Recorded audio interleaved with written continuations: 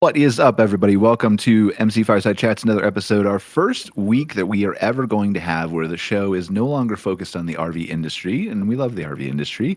You know, God bless them, but like we felt like there was a little bit more impactful things we could talk about in week 4. So we're shuffling things around a little bit. Phil from RVDA of America and Eleanor from RVDA of Canada are going to be joining us on our week 1 show going forward, which is focused on data, trends, analytics, things like that. Greg, we just felt really sorry for him, and so we just kept him here. Like, I don't know what his purpose is, but join the club, buddy. Just kind of roll with it, man. And then we have a new recurring guest here, Kurtis Wilkins from Our Journey. I'll let you introduce yourself in a minute. Is it Kurt or Kurtis, or like, I don't know? I go by Kurtis professionally. Okay, all right. I just want to make sure. Like, some people are the fancy versions of their name, and some people are like, I'm just casual. I'm cool. You're the fancy. I got it. I do it because there's another Kurtis in this office, so he goes by Kurt. I go by Kurtis. Okay. All right. So Kurtis Wilkins, appreciate you joining us and being here. We're looking forward to having some good conversations about marketing and tech going forward. And then Sam, am I pronouncing it right? Degenhard? You got it. Perfect. Sam, welcome. You're the founder and CEO of Campfire Ranch. So why don't you go ahead and just introduce yourself briefly, Sam, as our recurring guest or a regular. Yeah, totally. No, nice to meet you all. Stoked to be here. My name is Sam Degenhard. I'm founder and CEO of Campfire Ranch. We are an outdoor hospitality company based out of Gunnison, Colorado, so southwestern part of the state. We focus on building a collection of outdoor hospitality properties that range from camping all the way to backcountry experiences and kind of all the fun, weird stuff in between. We focus on the subscale category, so everything about 30 rooms and less, where we can have a kind of high touch, intimate experience, no guests by name. And we do that around the best places to play outside. Cool. Well, thanks for being here, Sam. I'm excited to dive into more about Campfire Ranch. Kurtis. I'm going to mess that up, man. Can I just call you Kurt? You can call me Kurt. It sounds so much cooler if you're a Kurt. Yep, Kurt. All right. Kurtis, go ahead. Sorry. So my name is Kurtis Wilkins. I'm with Our Journey RV Resorts and Advanced Outdoor Management. We have 41 locations branded and about another 13, 14 in the pipeline. They're coming on board. We run just over 12,000 pads in the RV industry. And I focus most of my role is focused around our front end sales pipeline and then a little bit on the monetization side of camping. Awesome. Well, excited to have you here, Kurtis, as a recurring guest, and looking forward to talking to you and diving into some things. And last but not least, Greg Emmert. You forgot a T on your name, Greg. Yeah, son of a... Greg Emmert from Idaho. I can't even spell my damn name. Yeah. Welcome from Virio. There we go. Now you flipped it around. Did I flip now it? We got it. Did I flip it? All right. As far as the name goes, we're going to leave it there because, all right. Homeland Security might be looking for Greg Emmert. This way I can stay under the radar a little bit. It helps. So it does. Tell us about yourself, Greg. Oh, boy. Like anybody here needs to know. They see me enough here and on Outwired. But yeah, I'm the founder at Virio Outdoor Hospitality Consulting. And I do all the things that help you build your operations strategically and with soul. There, how's that? All good intro. Does it sound like I've been? Like the campground only needed you to babysit kids? Yeah. No, not. That's not happening. No, that is definitely not on the list of services. There is no amount of money that would cover that. Okay. All right. So like I want to ask you guys kind of what's come across your desk recently in the last few weeks, especially just like our recurring guests mostly. I know you're new, Kurtis, but that's typically what we'll start the show with. But before I do that, I just want to talk to the audience here who's watching us for maybe the first time, especially in this format, and just kind of say what I envision our type of goal for this show in the 4th week of every month will be that will function the same as the other Modern Campground MC Fireside Chats episodes. Like, we'll have special guests like Sam who come on, share their stories, their experiences, but a lot of it will be about kind of what I've seen in the last week or so or month or so since we've last chatted about, SEO or marketing or technology or AI or anything that comes across my desk. And those are things that we're talking to clients about, or they've asked us questions about, or just new things that we think would be helpful to you from a campground operations standpoint in working with your agency or your website developer, or you're like even bootstrapping it yourself, right? If you're designing your own website. And so we're just going to try to provide a lot of value here. And sometimes people like Greg will have to tell me to shut up because I tend to roll and keep talking about things that are items that I'm passionate about. See where it goes, and hopefully it'll be valuable to all you guys. So kick it off. Is there anything that you guys like? I know we want to talk about SEO and your website designs and things like that. I think we'll get to that in the back half because we want to focus on Sam's company and Kurtis' company a little bit. But before we do that, is there anything that's kind of come across any of you guys' desk that you feel is like really important we should I think probably related to like our topic? No? Something that's come across our desk is, and I'm sure everybody's very aware of it, it's not new news, but that transition from regular search engine optimization, right, to AI search engine optimization. Our team, I don't think we're coining the term, but we're calling it AEO for AI engine optimization. And so that's, a thing that's been talked about recently in a lot of the different spaces is 13% of search traffic was diverted out of Google. That's a big bite. You don't take that bite without some notice being taken, especially by all the marketing departments. And then we've also seen that same transition on the social media side as well. Are we okay to dive into this first, since you brought it up, or you okay? I just let you know that's what's coming across my desk. Things we're talking about. No, I mean that's what's coming across my desk too. Like I told you guys before we had that conversation. So, all right, let's dive into this for a second then, and make this kind of and then we'll get to in the consequence of talking about this, we'll obviously talk about Campfire Ranch, but I want to leave time in the second half of the show to talk specifically about all the things Campfire Ranch and all the things our journey too. Okay. So just tell me at some point, hey, we've done enough talking about SEO. You can stop now, Brian. Yeah, it's my turn. Okay. So let's start here with Sam. You were telling us before the show started that you had a new agency you were working with, and you were working on website redesigns, and you'd just gotten SEO reports and things like that. So what does that look like from your world because I guess the preface from my thing and why I wanted to talk about this, and I told you guys a little bit about this before we started the show, SEO specifically, is this is kind of a mess out there, right? The only reason SEO exists is really to trick Google.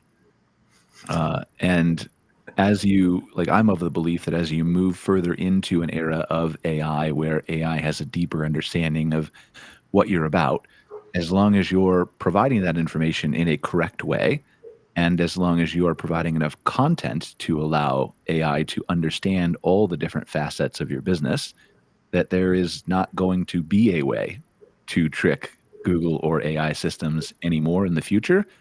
So I'm of the mindset that SEO is dead. I don't even think you need a new moniker for it. I think you just need to do really what Google's been saying all along, provide value to people, and then make sure that the systems, both traditional and new in AI SEO land, can understand everything that you're about and everything you want to communicate to them. So I'll go into what I kind of think about all that stuff after you two gentlemen go, and Greg, you can talk about your journey too. I know you're having a new website redesign too, but that's by us, right? So that's, but talk about your what Only the positives. I understand. Yeah, I'm getting the wink and the nudge. Well, it's all negative, right? Yeah, we said the check's in the mail. I'm sorry you didn't get it today. So Sam, you want to go first? Yeah, totally. No, I think it's it's totally valid topic. I mean, we're still a pretty young company. This going into summer 2025 marks our 6th season in business. Jumping back to the start of Campfire Ranch, I built our website on Squarespace as a prototype. And ultimately just started updating blocks as we got closer to opening our first location, which was a 17-site campground. And, SEO kind of happened as an accident. And then we brought in some support to kind of revamp SEO. And this was really in keyword days. And so a lot of it was just kind of inserting keywords into paragraphs, rewriting paragraphs. It got pretty wonky. I didn't like it. It didn't feel right. Went in and rewrote it all from my customer's perspective. Again, stopped working with those folks. Now we're embarking, as you mentioned, Brian, just a new website project. We're kind of getting to a place where we're outsizing our Squarespace site, and we're ready to actually have some real infrastructure behind the scenes as we scale our business. So as we've been going through this process, it's been interesting because we're getting a little bit of like an audit on our current site, like what's working and what isn't, as well as a bit of okay, this is what you're going to have when things are done in September. So it's been a good learning process for us. I think when we think of SEO and AI, two things come to mind so far in this process. The first is going through a bit of a brand discovery story with our agency right now. They actually gut checked a lot of their assumptions of the business through AI in that brand story audit. So a lot of it was kind of interesting to see like how much is AI actually picking up about our business in search just right now, and how close is that to where we want to be or where we think we are. So that was a really good indicator. It was actually fairly decent, and I can talk about why I think that's the case. But the second piece of it is, okay, well then what role does AI and SEO play in this new web design? We're right at the beginning of the copywriting stage for this new site. So it's like today and this week is the time to actually be talking about this. So awesome topic. Because our team's going to do the copywriting. We're not going to have the agency do that. And this kind of circles back in. The biggest reason I believe that is the right move for us as a team is because at the end of the day, it all comes down to understanding your customer. And we have a really high touch hospitality experience on the ground at our properties. We have 2 locations, and last year we had 3,000 hours in front of guests, one-on-one. And if you can really understand those customer segments, I think you can have a lot of confidence in what you're saying and communicating digitally to a consumer, and that will win in AI, as we see in our little mini audit. But also when you go through, SEO, I got my SEO report on the left screen here. When you go through that keyword search, forcing those topics in or building groupings of topics like doesn't feel weird, and you're really just talking to your customer the way you should be talking. We try to pull that from on-site, put it into the digital space, and then have our actual team all the way down to front of house write the copy of the website. And that's really our intention with this project, is to kind of like don't abandon that customer with new trends and things, and just remember, like, we know our customer, we know them well, we talk to them all the time. Let's speak to them digitally the same way we would at the campground. So I think there's 2 things I want to, like, I would love to take this immediately into, like, because I know SEO and these topics very well, into like how you think the best way to do that is, some of my thoughts on what you said. But I think we should dial it back just for a second for the people who are watching who maybe don't have that agency or don't have that big team behind them, who are already researching and have already been through the I've dismissed like, there's so many owners who I talk to, being in the industry for 15 plus years, that have no idea that they should even monitor keywords, or that there's data available for how much the keywords are searched, or that speed matters on their website, or that security matters, or that what core web vitals are, or right. There's so many different things. So I think I'd love to have you walk through the journey of like what you thought SEO was, and maybe we'll just take that one question, ask the same thing to Kurt and ask the same thing to Greg, but what you thought SEO was when you first got into it. Yeah, good question. I mean, at the beginning, it was have the right keywords in your copy. That was it, right? And it was talk about those things you think people might search. Later on, it was a lot more of what you mentioned, Brian: security, speed, backlinks, broken links, 404 pages, all of that stuff. I really never even realized played a factor in search results, and something we learned with one of our early agencies. And that was the landscape we were pretty much operating in. Was it's all about keywords to there's all this other stuff we don't actually technically understand at all. We need help. And that was really our environment for a long time. Kurtis, how about you? Yeah, and Sam, I think everybody starts there. My experience 10 years ago, same experience. Like, you're just like, oh yeah, it's just a couple words that we're putting on the website. We're trying to rank for these things, and then you slowly start to peel back like the layers. Like, and you should, good SEO leaned into Google, leaned into Bing. You just said, hey, whatever you want, that's what I'm going to provide, and I'm going to make sure that there's a lot of it, and there's a lot of different ways to look at it. And I think that it's like, it comes down to like well-structured data, well-structured, like, when you talk about that localized experience, making sure that you're using for backlinking, right? In terms of getting like backlinks from other websites, is localizing your product well enough to do like interact with the community around you, right? Making sure that you're a part of your, each individual group. Like, I'll give you the Boy Scouts, for example, right? Making sure that you work with that group because they're in the community and there's a lot of members there, and that builds relevance, right? And as long as they're talking about you and you're talking about them and there's some links back and forth, it works well. And so I guess from where I started to where I am, that's a long journey, Brian. That's a big question.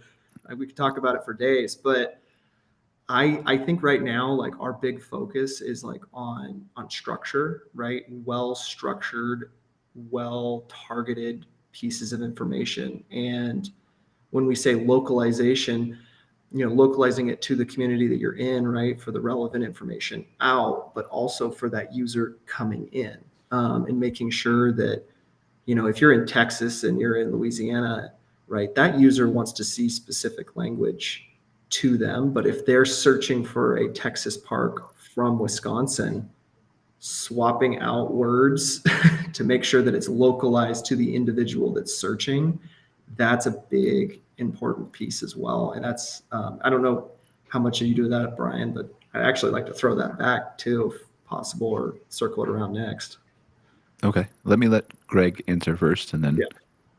Oh, my answer's way short. Are you kidding me? My first website, I don't know how old you guys are, but my first website for our campground that we owned in Homerville, Ohio, went live when people were still using Yahoo and the web crawler for search results. I don't know if you web crawler was cool. Yeah, it was way cool. Logo. It was a spider, wasn't it? Yes, it was. Yeah. It was an arachnid for sure. So our SEO, what we did, we called up the person who hosted it. Shout out to Roxy Baxley. Sorry, Brian, but Roxy's great. Roxy is great. I know her. Roxy's great. We'd call her up and be like, "What are you doing to get us on these here Google things?" We didn't know. We're too busy plunging toilets and fixing roadways and water leaks, right? So fast forward to now. So I've learned nothing. I go to ChatGPT for everything, right? So I've got, as Brian said, and I've learned a lot. It was a really long exercise building sort of.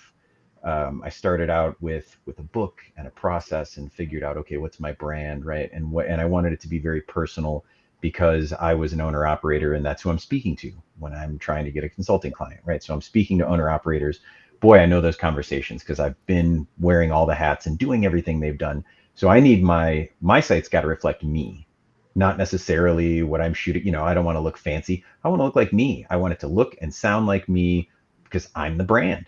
So in going through this exercise, the interesting thing that I learned was as things shift towards the AEO, I like that, by the way, it's totally stolen now. You should have, that's really good. But towards the LLM searches is that it tends to look for, obviously it looks for different things, but it likes narrative. It likes things that sort of read almost like they're being spoken. So a lot of my website reads like that. My business profile reads like that. That was a complete, that was totally new to me. And the only reason I know it's important is because I do a podcast with Brian. Otherwise, I would be woefully inept and just meeting people and, trying to let my work speak for itself, which it does. But obviously, I need this website. Otherwise, people think I'm just a crazy guy with a dot card on my phone who will take their money if they'll sign a contract with me, right? So, but so I have honestly, as Brian, as his team builds my website, I've pretty much thrown SEO out the window. I'm tailoring the entire thing towards LLM because I don't see what the point is in trying to do something that's on its way out. I know some people will find me that way, but the website is typically not how I get business anyway. It's just a way for people to verify that I'm not a maniac. I've put some thought into this, right? And it actually aligns with what I do and what I say. But it's wild because just a couple of years ago, I formed another consulting company with Jeff Hoffman.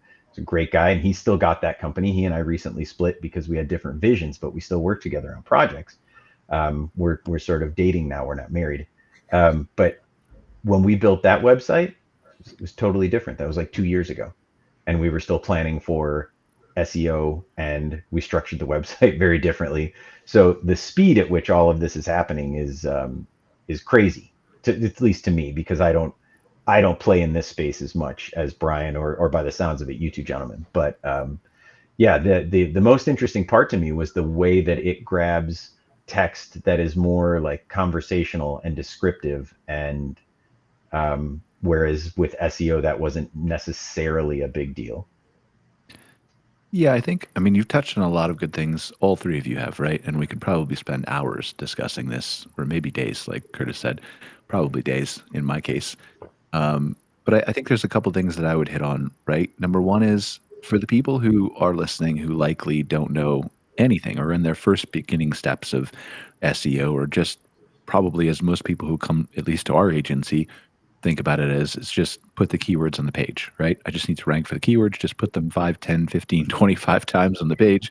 Whatever you got to do, just make me number one.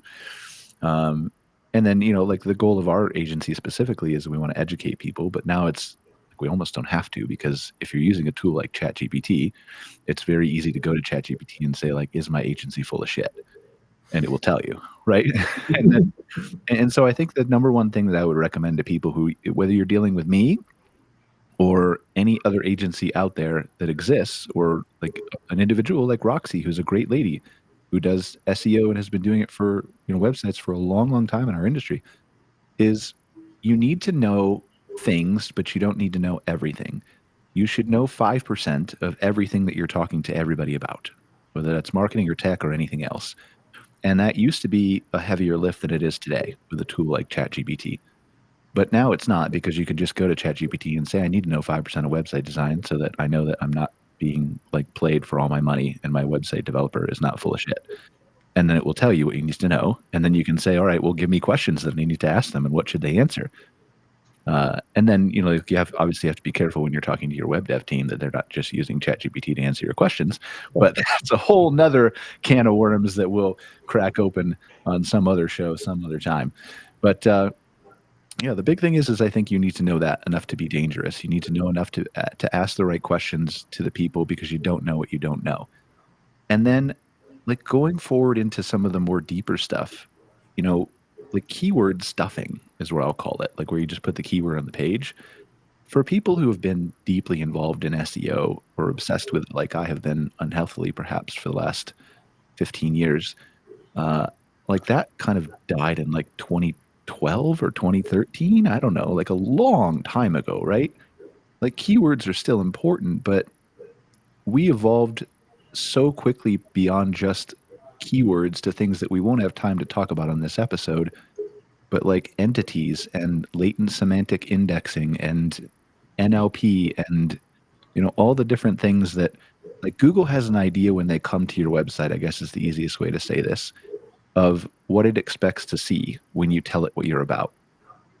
Now this is 101 from, like, I don't know, 1992 or whenever websites first came out. H1 tags. So many websites don't even know what their header tag actually is and are wasting it. But assuming you can get the topic of your page right and you tell Google what it's about, a campground near San Antonio or Ohio. We'll talk about Ohio. Campground in, where was it? Homerville, Ohio? Homerville, Ohio. Let's say it's Akron or Canton, just as a bigger, Cleveland is a bigger example, right? But if you want to attract a market from Cleveland, you're a campground or an RV park or an RV resort or a glamping resort near Cleveland, you need to tell Google what the topic of your website is. And that doesn't mean stuff the H1 with your keyword, but it means put it there. And then once Google has a basic understanding of what the structure of your page is supposed to be about, it knows that if you're trying to say I'm a campground near Cleveland, these are the things that I want to see on the page to verify that you're not full of shit. This is Google's bot, right? Which is a dumb bot, by the way, not a smart bot. They're not sending AI to crawl your website, at least not by default. And so it will want to say, like, I'm from Cleveland. I don't know if you guys know anything about the city of Cleveland, but it will want to know, like, does it mention the Rock and Roll Hall of Fame? Does it mention Lake Erie? Does it mention, all the things that I want to see that are related to what I expect someone who's talking about camping and the city of Cleveland to be on the page for? And those are entities and things like that, right? And those all play a role in SEO. And those have been in place since 2016, I mean, I have no idea what Google's algorithm was or what the dates are. I'm just, like, on my radar since at least back then. And so what you were talking about, Sam, when you had your original first company, like kind of start to not only put keywords in, but start to put longer fragmented sentences in. And maybe those were entities, maybe they weren't. I don't know. I don't know what the agency was. It doesn't matter at this point.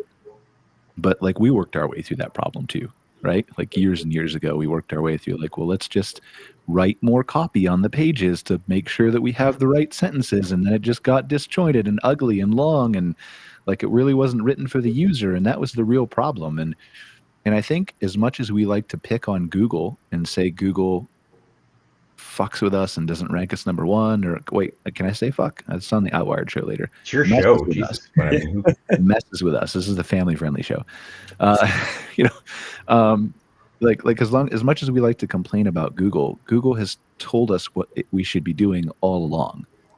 Google has told us that you should just write for your user, and if you write for your user, and like you're not a horrible writer, then and you're providing the information that people need to know, then you'll be fine. And you know, there are times where you need to deploy extra strategies. Like I had a client emailing me about, why does the speed report on my website give me a B instead of an A? Because it doesn't matter. Like Google only cares about speed because Google cares about usability of your website. Google wants people to be able to browse it, to load it quickly, to be able to not have a bad experience. And so it released a set of metrics that help you understand how to make that better. It's not a test that you have to pass at 100%, right? But so like there's a tendency from SEOs to get distracted and go down rabbit holes and not focus on what truly matters, which is the user. And Google's doing the best it can. But I know I'm going on a little bit of a rant here. But and Brian, I'd like to elaborate a little bit on that. Please. Like that point. That's a great point. And like, what is Google's function, right? What is it doing for its users? Because at the end of the day, remember, we're not really the product. we are the product, but we're not the thing that Google is really trying to extract, right? That's the user themselves. That's what Google's product. Yeah, Google doesn't care about you or our journey or Campfire Ranch or Vireo. It doesn't give two hoots about you. It cares about its users. It cares about its users. And so I always try to like frame this in a way. It's like, imagine you were making a recommendation for a hire or a place to go to a restaurant. What are the things that you would need to know to recommend that to somebody very close to you? And that's what Google needs from you. And they want to know that it's a good experience. They want to know all of those pieces. And that's SEO in a nutshell, right? It's like Google's making a recommendation and they want to make the best recommendation. Because at the end of the day, they want their user to go, that was a great recommendation. I was satisfied. And they come back to Google to make another recommendation. Correct. And I view that same behavior and that same user behavior, kind of wrapping this back to like AEO, AI engine optimization. It's the same concept. They want to have accurate information. They want to have that, be able to make that recommendation. And so that's that kind of going into what you're saying, right? Just right back into it is like, that's what Google is. That's all SEO is. But how does it work? There's a lot of like technical pieces to it. Yeah, I mean, go ahead. Somebody was going to say something. Well, I was going to make it more of a topic. I wanted to bring up another issue, but let's finish this one out. Well, yeah, I mean, I just want to go through a little bit of this, right? So like, I think you're right. I think there's different types of SEO from my standpoint. And like, I'll play devil's advocate and say, I don't know that we need a new acronym, because I think acronyms will just distract people, but like, you're not the only one who's come up with, you know, AEO, and I've heard like GEO and all kinds of other things, right? But I think it's still the same thing. It's still the same game. It's providing the information to bots and to humans to make them understand your content, and to allow that information to both do good on-page SEO, which is like on-page to me is like the words of the content that are written on the page for both now bots, not just like AI and ChatGPT, but like the bots that are going to be browsing your website instead of humans in a couple years. Forget about humans coming to your website. It's not going to happen. And now until that point, to get the humans and eventually their personal AIs to understand that you're speaking their language. And so we talked about, Sam, you talked about this a little bit with like having your team write it instead of the agencies. If I was playing devil's advocate, I would say, I agree with you, except for like your agency should be good enough to do that. And I would also say that I would trust AI to write it way better than my front desk team or like my internal team at all. And maybe they are using AI. I'm not saying they aren't. But we do this for our clients. Like this is a big focus of us in the last year or two is I want to understand what my ideal customer profile is for a client. I want to understand what types of buyer personas are going to come to that client and are likely to stay. I want to understand what language and words resonate with those different types of buyer personas to put them on my website. I want to understand and build an audience style guide based on all that for what they want to see and not see and words to use and not to use. And then I want to use all that to write the copy of my website. And AI will do that way better than almost any writer that I know could. Certainly writers could use like somebody has to use the AI, right? Because sometimes you're not going to agree with that. Sometimes you're going to want to say, I want the people in Cleveland and I want to write it toward the people in Cleveland. But the people in Cleveland, despite you really wanting them to come to your website, are not the ones that are going to come camping with you. And so that's why it's great to have an objective viewpoint like a ChatGPT or something, run that stuff for you. But that stuff helps in two ways. One is it helps the AI understand what you're about because you've got a body of content that is not extensive, long stuff with keywords or whatever, but has the things that AI looks for when it's scraping and crawling or when Google's scraping and crawling. It's easy to understand, right? And it speaks to the buyer personas that you have. And it helps them while you have a few years here where you still have humans coming to your websites before their databases. It helps people to understand, hey, this is a page that's written toward me because I'm a single mom with no kids and I travel in my car, or I, am an adventurer and I like to go hiking, or I'm a retiree and you have to blend those personas together or create pages specifically geared toward them. So like, it's a lot, but it's all the same. It all goes back to value and providing what the consumer wants to see. Is that where your kind of thinking was going, Sam? Yeah, no, I think that's spot on. I mean, we even look for different indicators in the way that our customers speak to us via email, community management on social media platforms. Like, how do people engage, talk to their friends, share, repost things?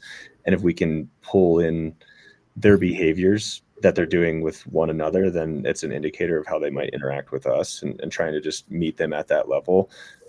As you mentioned before, Greg, it was like, your Campground was your brand. It was you, right? It was very much me in the early days. Now there's 10 employees at Campfire. It's not just me, right?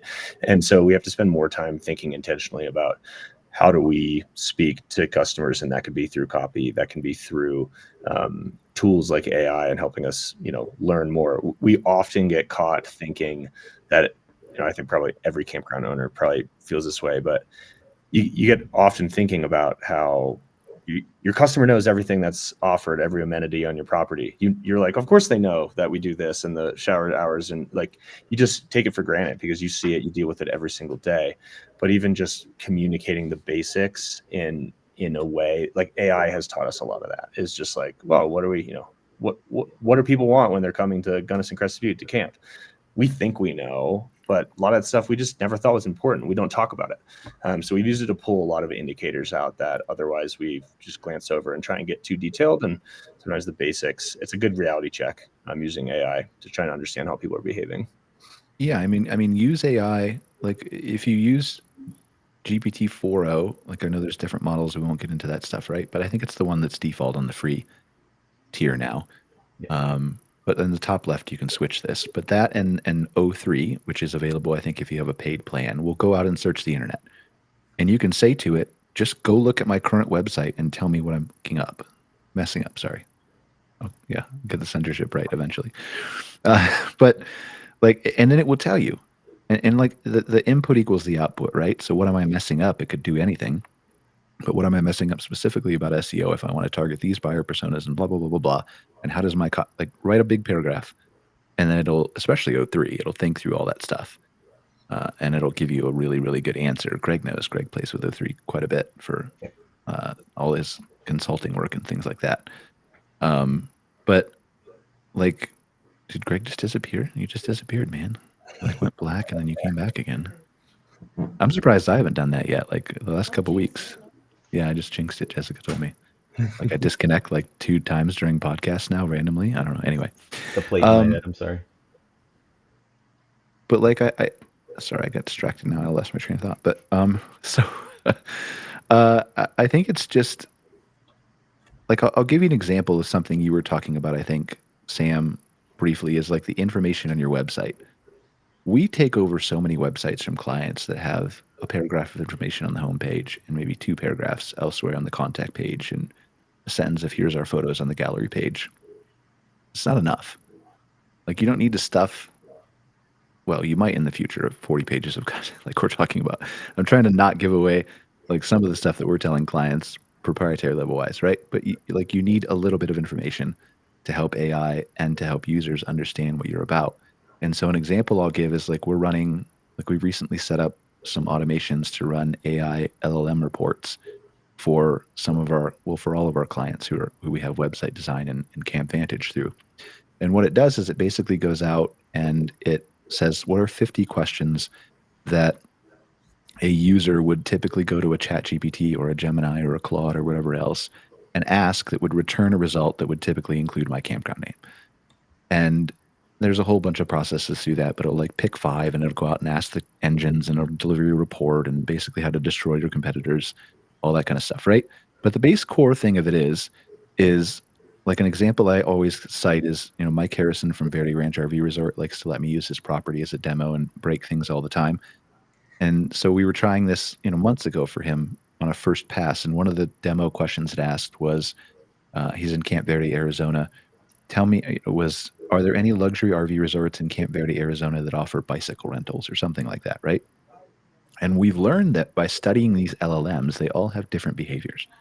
ChatGPT is willing to guess.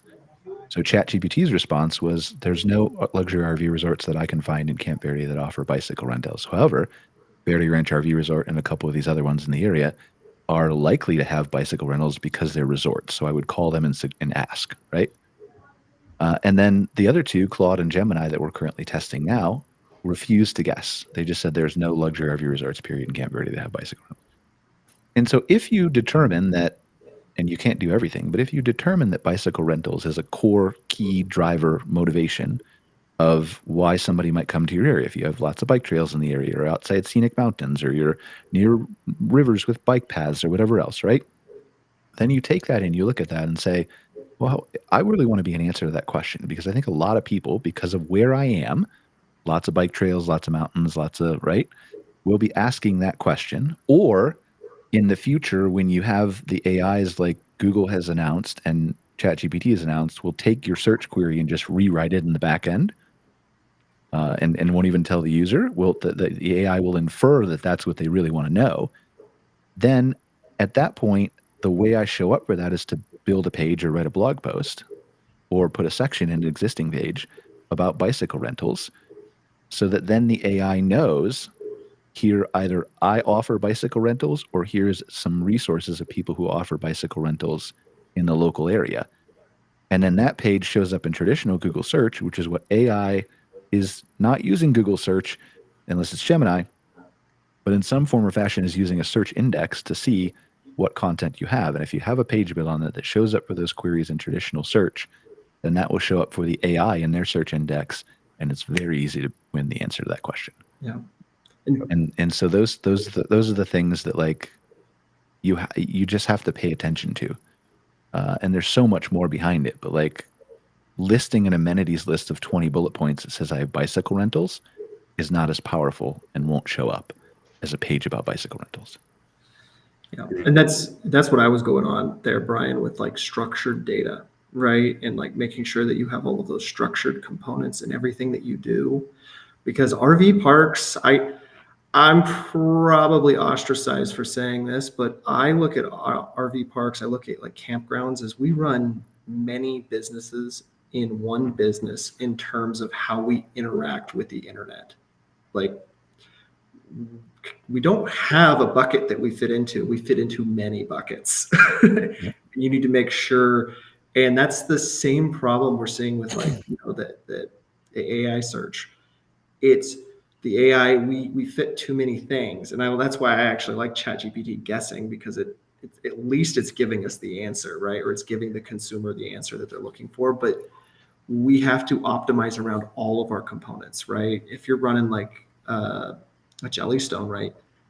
You might want to mention a water park because it's not implied usually through the website, right? You might want to imply that you have a gift store. You might want to imply and you should be building things along that side where, like kind of like if you just end up on my website, you'll see like there are pages about dump stations. And that was before we even were optimizing for AI, right? This was we were just trying to fit into search. And I think that's a great point. And going along that too is like the social proof, where you're talking about, like we're talking about reviews and the listings, right? And where your consumers are interacting with. That social proof is becoming it. I don't know how it's weighted. I don't know, but I'm noticing that the more weight or the more reviews or references around a particular topic of your business, the more relevant you are. In terms of specific types of search. Like we said, great, right? They have to be good reviews. But if they just were searching for the thing overall and they just have any reviews, it's proof to the engine itself that this exists. Yeah, it's the same thing as the bicycle rentals page, Exactly. right? But what you're talking about, there's 3 different tenets here, right? Overall. On-page SEO we talked about. What you're talking about is brand more than anything, right?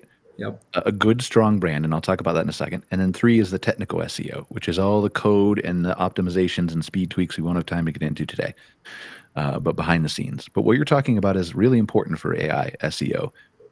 It's not the number one thing. Content is the number one thing, right? And you're not going to trick it by lying, so don't even try. It's way smarter than me already. It's way smarter than you already.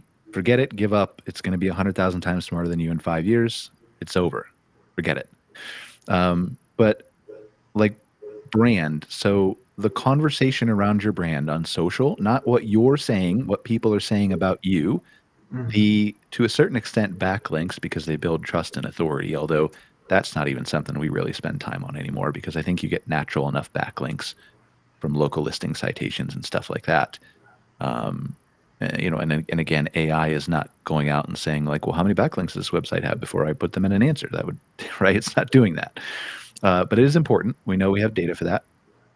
And like just the conversation around your brand, period. You have to build your brand. You can't just be one of many campgrounds near wherever city. It's the conversation around it. It's like, think about sending out press releases. Like these are things that the AI references and knows that you, even if it's just a press release on, like, I'm not talking about Woodall's or Modern Campground, right? Those are good. Those do, well, at least Modern Campground shows up in search. I'm pretty sure Woodall's will, but I honestly haven't seen it. I know they're my competitor and I'm sounding biased or whatever, but like we know those show up in search, but I'm talking about sending a press release on the wire, like something like a PR Newswire or something. Not only does that give you backlinks, and yes, they're all the same backlinks, and yes, they're duplicate content, but it doesn't matter. They're conversations in media. And so they nudge it a little bit, right? If you're distributing it to the right places, if you're getting a link on AP News, if you're getting a link on Bloomberg, if you're getting a link on, MarketWire or whatever else, or MarketWatch, sorry. But those things are like votes of confidence. They're conversations around your brand. And so it looks at PR, it looks at local listings, it looks at social media conversations, it looks at, not in real time while you're searching, it form as they redo the LLM indexes and the training and things like that. That's like, it's a long tail game, guys. But that brand conversation, for sure, building a strong brand is tremendously important. Do you mind if I switch? This is on subject, but I want to talk about ChatGPT Operator in terms of our website. Are you familiar with that? Yes. Is that Sam? Oh, sorry. Yeah. No. Well, what I was going to say is, like, we have Sam on here. He's a wonderful guest of Campfire Ranch. I'd love to have you spend a couple minutes just talking about Campfire Ranch, and then how about we delve into Operator? Is that okay? That sounds great. Yeah, because I'd love to learn about it too. Yeah. Yeah. Well, yeah, there's a bunch of them that do that. Anyway, we'll talk about that in a second. You're really tempting me, but we need to get to Sam. All right. So you briefly introduced Campfire Ranch. Tell us how Campfire Ranch got started. Yeah. So I've been an outdoorsman my whole life. I actually grew up RVing. First and foremost, my grandfather bought my parents an RV for their 5th wedding anniversary, and they had no idea what to do with it. And that created my lifestyle, adult life and childhood life. So been camping my whole life. Long story short, went to school in Colorado, moved to LA for a career afterwards. Very big change from a town of 5,000 people to a town of 11 million. Was still trying to get out and go camping. Found myself kind of squeezed into the box of state park campgrounds, national forest campgrounds. It wasn't Colorado where you can just drive up a dirt road and disperse camp. And that was like every weekend for me when I was in school. And started putting ideas on paper of just like, why isn't there a campground that's designed for me and my friends? Like, why doesn't this exist? And I started organizing group camping trips back in the day. Then most of those were to Joshua Tree and San Bernardino National Forest. Pretty illegal, actually. Just no permits, but we'd bring 50 people out and do camping trips, and we kind of build this like ideal campground for ourselves for a couple nights. And that's when it started to stick with me that just there might be an opportunity to kind of design a facility that would be more purpose built to my generation. And kept doing my career, got to the point I just couldn't ignore this idea, and decided to take a stab at it. Left my career. I was working for Red Bull in sports marketing at the time. So my background's all in kind of content, and it was funny we brought that up a few ways, but a lot of that space has kind of like inspired me to deliver hospitality, but and create my own brand in the way that Red Bull was able to create theirs. And just took the leap in 2019, quit my job, and decided to go find the first location to bring this idea to life. I knew it couldn't work with one location. It would just be a fun seasonal job for what I had in mind. And we're multiple years later now, and we've gone just beyond just camping. As I mentioned, we look at kind of different types of lodging assets, from the backcountry experience to the camping experience and all the fun, weird stuff in between. So we're pretty opportunistic. Our goal is to go coast to coast with Campfire Ranch as a brand and be in those top outdoor recreation markets where we can stand out and be one of one. So what are some of the things when you were looking at that journey with your friends and you were going out to, I think you said Joshua Tree, and you're saying, I want to create this ideal camping experience. What were some of the things that you really felt were missing from the existing camping experience that you felt you needed, you have now? Yeah, things that we actually put in place. The biggest piece I think was gear and equipment. Even with expendable income, there's a pretty big barrier to like what to buy and what do you need to have and what is the right piece of equipment that you need to have. I mean, there's so many questions that go into building an outdoor camping quiver. And I'm talking about tent campers here, right? But what tent, what brand, what size, what color, like how long you expect to have it? Like all those questions are huge barriers to people just like stepping out and going on a camping trip. So those early days, what I ended up doing was I started buying more gear for my quiver that I wanted to try, and that would be kind of hand-me-down stuff for friends that would go. And eventually in these trips, the demand was too big, and I'd actually rent everything from REI. So I'd get a list of what people did. I'd go to REI, I'd get it, I'd pick it up, I'd go to the spot a day early, I'd set it up, I'd assign tents. Then they would come on the trip. And it wasn't until I could put these pieces in for them that I could get 20-somethings living at the beach in Los Angeles who have never been camping to go on a camping trip and poop in a backcountry toilet, to be totally honest. Like they weren't comfortable enough to even stay there to do that hurdle, to get over that barrier. And so it was all about like, how do we get you there? And then you can face those like other fears in that environment with other people. And that's the second piece, is really community.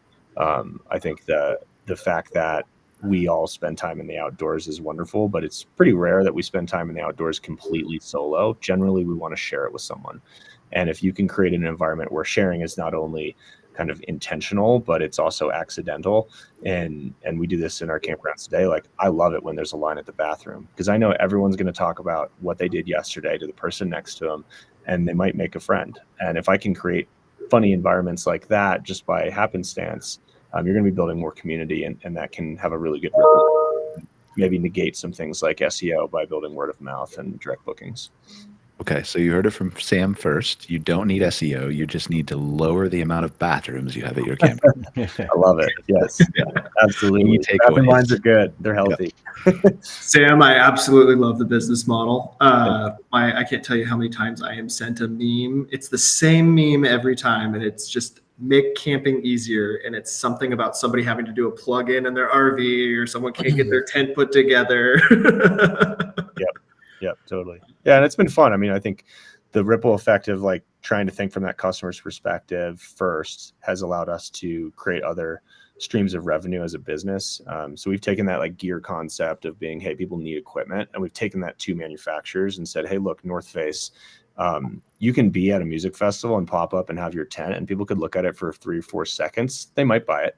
Or you could give us a tent and I'm going to rent it for 40 nights a summer, show someone how to use it, let them sleep in it. They're going to stay dry in it. And then when they want to make that transaction, they just had a salesperson for 3 days. Can you give me the tent for free? Right? Can you pay me to show off your tent? And I think, you know, as we look to grow our brand at scale, those partnerships are a great source of revenue, but really it's all just coming from solving a problem for the customer, and building our business in a couple different ways. Those add-ons become not just revenue streams, but partnerships. Are you all tent camping then, or? Yeah, we're actually, funny enough, from previously, we're RV free as a campground. So we focus on car camp, tent camp, van camp. So anything from, you know, a camper van to a converted truck bed to a slide in to a rooftop tent to tent camping. That's our bread and butter. Hammock camping, we see quite a bit of that too, which is fun. Like, I think that's a great underserved market as you're talking about. Greg, I don't know, like, have we talked to anybody who has an RV free campground on any of these shows? I don't know that we have. No, but he's Sam essentially grew thoughts that I've had in my head for ages as a tent camper and a car camper and a backcountry camper. He actually grew it into something that's working, and so awesome, man. It is underserved. We know it's growing, right? We've talked to Scott Barr about this. Car camping is on the rise. It's sort of that awesome bridge between am I ballsy enough and fit enough to carry 50 pounds for, 15 miles to get backcountry, or maybe I can, but I can drive a gravel 2-track for a few miles to get back to maybe some dispersed camping or a place like Campfire Ranch where I can have a similar experience, but still have my car there. It's open to people. I'm sure you get people that are, not as fit or potentially even maybe have disabilities, right? They can reach your camps and stay. That's awesome, man. And I apparently need to start following it because I'm always searching for the next best tent site. So. Oh, good. No, thanks, Greg. I appreciate Yeah, it. Do you have birds near your campground, Sam? Yes, he does. He's got Gunnison sage grouse. We do. One of the right. Yep. Are you near the Juanita areas at all? The Juanita. Very close, just over the mountains from Juanita. You should be marketing to birders. There's 100 million of them in the United States. I see grouse quite often. That's awesome. I have to stay away. I've got a hunting dog, so we don't go to those areas with her. Well, okay, fair enough. Yeah, they're not on the take, right? I don't think you can get because they're still endangered. Correct, but they're he's got an endangered subspecies of North American sage grouse called the Gunnison sage grouse specifically. I'm sure you get your share of birders that run out there looking for them. Have you seen them, Greg? Are they on your? I have never. No, it's one of those things that's on a list. Experience for you, right? I know, and he's got the all of it. So I can give you a pin where you're guaranteed to see some. So okay, all right, I'm taking notes. Yeah. All right. This whole conversation is fascinating for me though, because like we've talked about on our shows before, multiple times over multiple years, right? Different things about how, like, we've talked about audiences and crafting buyer personas and reaching out to people and expanding our markets, especially on Outwired, right?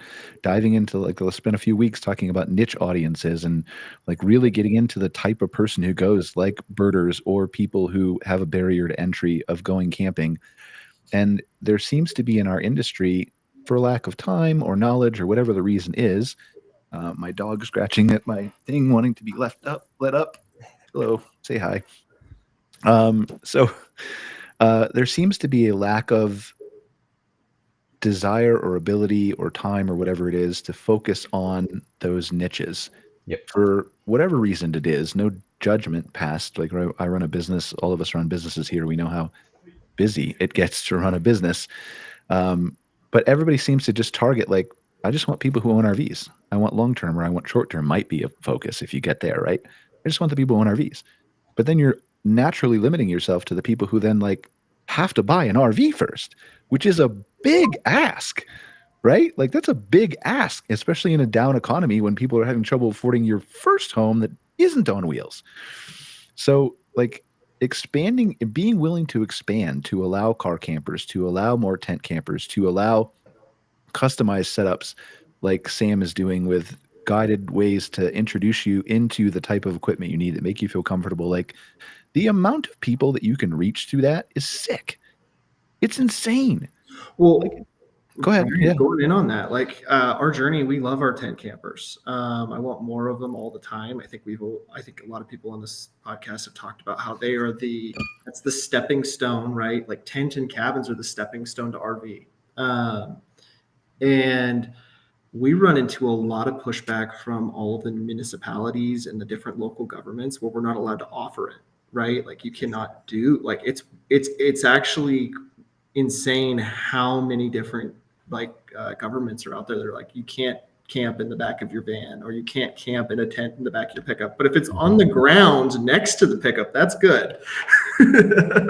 Yeah, I think it's interesting because, I mean, from our positioning, our tent sites that are walk-in, so you're not even next to your car, they're walk-in, to your point, Craig, little bit of backpack to it, right? You don't get to see your car grill, you're looking at the canyon. Those sites, we range from $80 to $120 a night for a tent site. And, there's value in that. And our occupancy in the summer is pretty crazy during peak season.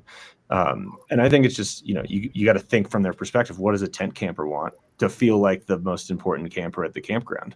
And a lot of times in RV parks, growing up, that wasn't the case. You're stuck in the back corner. The kids are behind the RV. You right? still are. Right. It hasn't changed. Yeah. So put them in the first position, and there's value to that. And I think it comes from learning them and thinking about what they're looking for in that market. But we've had a lot of success in just trying to, in designing new campgrounds, we intentionally design walk-in tent sites with the best view. Like, they're the coolest sites. They're the most removed for the vehicle. Like, that's what people want. Let's put the best sites as walk-ins versus. But the value in that is like putting the thought into the tent camper and doing it differently. Yep. It's not just setting up a dirt patch and charging $30 a night for it. This is where many owners have problems getting to where you are, is because they think tent campers are 30, 40, $50 a night. And I could just put in an RV site and that's $75, $100, $125 a night, whatever, right? But it limits your market and you're not thinking outside the box. Like, if you set everything up for them, if you make it a guided experience, if you have amenities that curate that to them, if you give them the canyon view instead of the gravel road in front of them that leads to the other RV sites view, they will come. And especially if you can curate that experience to those new people. I mean, I frequently bring up Earl from Black Folks Camp too. And it's the same thing he says in his company is the same thing that applies to beach people in Los Angeles, right? They don't know what they don't know. And everyone is afraid of the unknown. What are the bugs? How am I going to go pee or poop? How am I going to go whatever, right? And if you set up that way to make them more comfortable, to curate the experience, to make it easy for them to embrace camping, you don't need them to get to an RV, Kurtis. They already love camping, and that's all you need them to do. Yep. For certain. And that's what Sam's getting right about this. I can't tell you how many clients I've had that I've tried to, as I'm sure everybody has seen, North American Camping Report, right? 60 to 70% of camper nights every single year are spent in tents.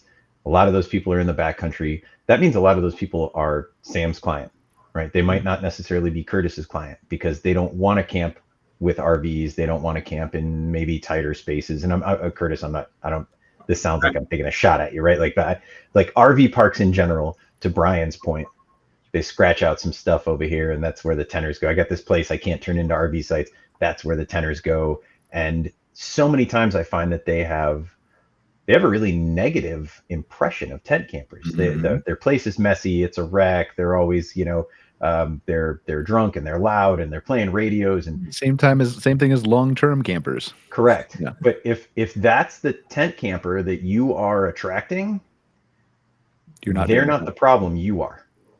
You're not building it right. That's why what Sam has built is bound to be successful, because I've showed them pictures of my rig. Like, look at my tent and my car and my tarps and my shit. Look at how neat my site is. Do you know how much I've probably got $6,000-$7,000 in all my gear and stuff? Do you understand how, if you had an $80 a night campsite for a tent, you're the place I'm looking at, because it's not going to be a garbage place. Well, I can't afford it. I have to make all those sites have to be for my RVs.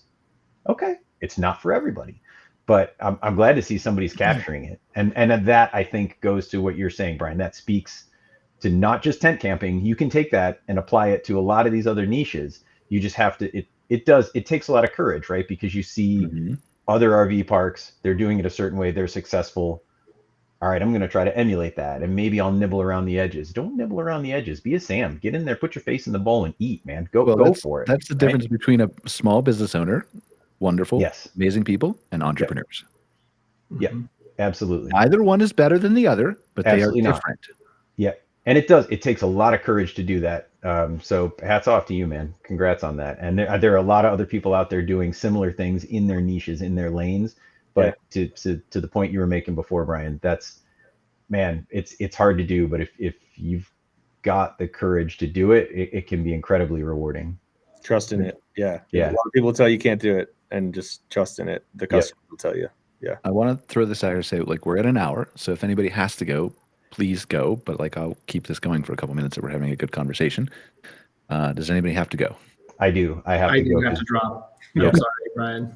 So then we will wrap up the show. We'll talk about Operator next week or a month from now, Kurtis, when we reconvene. Okay. Because like, a bunch of stuff that we want to do. Sam, I'm curious. You have a background, you said, in marketing in working for Red Bull, right? Correct. Are you interested in just being a recurring guest on the show? Oh, I would love to learn more. Yeah. Yeah, I'd love to. So there, we have another recurring guest, Shara.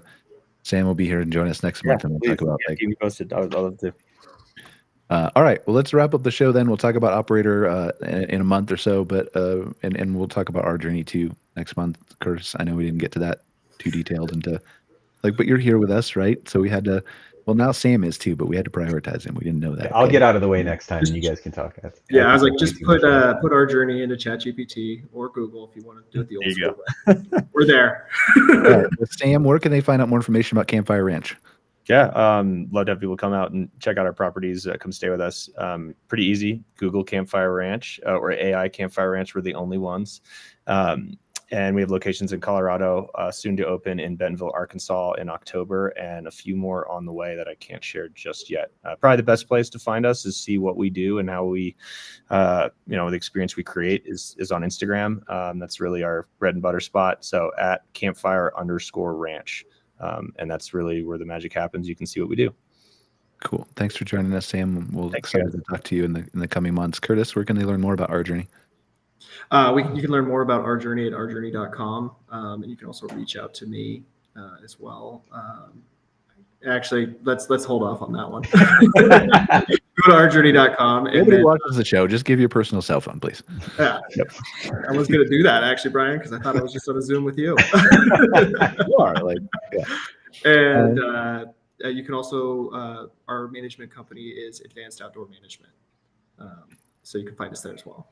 Awesome. Thanks for joining us, Kurtis. And Greg, I know you don't have a website yet. It's coming. And then they'll be able to go to growwithvireo.com. But in the meantime, you're real smart not to ask me where they can find me, because I was all set to be like, you tell me, man. When's it going to be ready? I knew it was coming, man. It's real smart. Okay. But Greg at growwithvireo.com. That's right. Consulting, strategy, all that kind of stuff. So thank you guys. I appreciate it for another good episode of MC Fireside Chats. If you're not bored and sick and tired of hearing me yet, we have Outwired coming up in less than an hour with Greg, Emmert, and Scott Barr. We're going to be talking about credit card fraud and some ways that hackers are taking down campground reservation systems in some cases, and how you need to pay attention to the security of your website. And then what else are we talking about, Greg? How to deal with this damn heat. How to deal? Okay, so the heat waves and being prepared and things like that. Keeping your staff and your campers safe. Evacuation routes, stuff like that. So you got it. We'll see you later on Outwired in about 55 minutes from now. Otherwise, take care, guys. We'll see you in a month or so, and next week on another episode of MC Fireside Chats. Bye. Thank you.